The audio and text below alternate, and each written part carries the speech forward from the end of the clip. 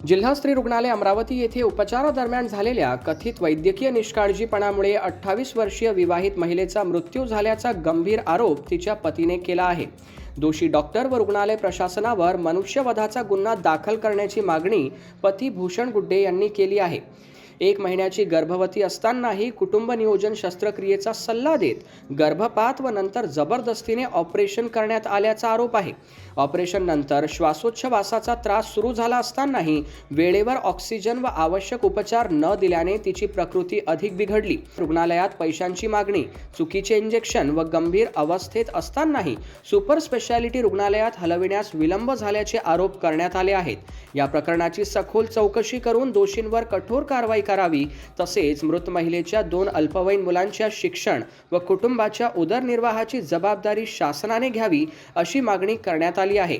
माझ्या मुलीचा मृत्यू झाला हा डॉक्टरांच्या चुकीच्या उपचारामुळे झाला आणि तिच्या मृत्यू सर्व जबाबदार जिल्हा स्त्री रुग्णालयातील डॉक्टर आणि तिथलं प्रशासन जबाबदार आहे आणि त्यांच्यावर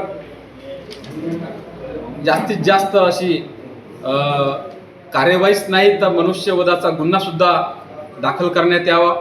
कारण सर्व बाबी आम्ही निष्कर्षानं पाहिल्यात तर याच्यामध्ये जिल्हा स्त्री रुग्णालयात तिथल्या डॉक्टरच्या हलगर्जीपणामुळे व निष्काळजीपणामुळे माझ्या मुलीचा जीव गेलेला आहे आणि म्हणून माझी मागणी आहे।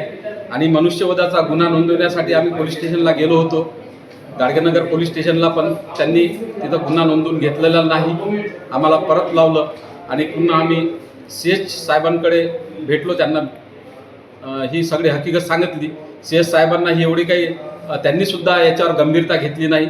माझा त्यांच्यावर सुद्धा आक्षेप आहे का त्यांनी सुद्धा त्या प्रशासनावर त्यांची कमांड नसल्यामुळं हे सगळा प्रकार होत आहे। माझं एवढंच म्हणणं आहे की माझ्या जे मुलीसोबत झालं अन्य कोण्याही इतर मुलीसोबत असा प्रकार होऊ नये आणि माझी सर्व मीडियाला एक विनंती आहे की आपण आपल्या माध्यमातून हे जास्तीत जास्त जो प्रश्न एक उचलावा आणि जेणेकरून माझ्या मुलीला, तिच्या कुटुंबाला आणि तिच्या चिमुकल्या जे 2 मुलं आहेत त्यांनासुद्धा न्याय मिळावा।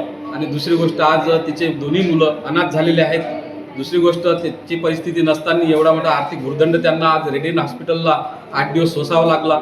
2.5 लाख रुपयाचा जवळपास खर्च त्यांना आला आणि इतकं सर्व सहन करावं लागलं। आणि त्या मुलं जे आहेत ते आज अनाथ झालेले आहेत, त्यांच्या उपजीविकेसाठी, त्यांच्या पुढील शिक्षणासाठी, त्यांच्या भवितव्यासाठी प्रशासन आणि शासनाने काहीतरी गंभीरता घेऊन त्यांना न्याय मिळून किंवा आर्थिक मदत म्हणून देण्यात यावी आणि त्यांचा परिपूर्ण विचार करावा। ब्युरो रिपोर्ट, बातमीपत्र।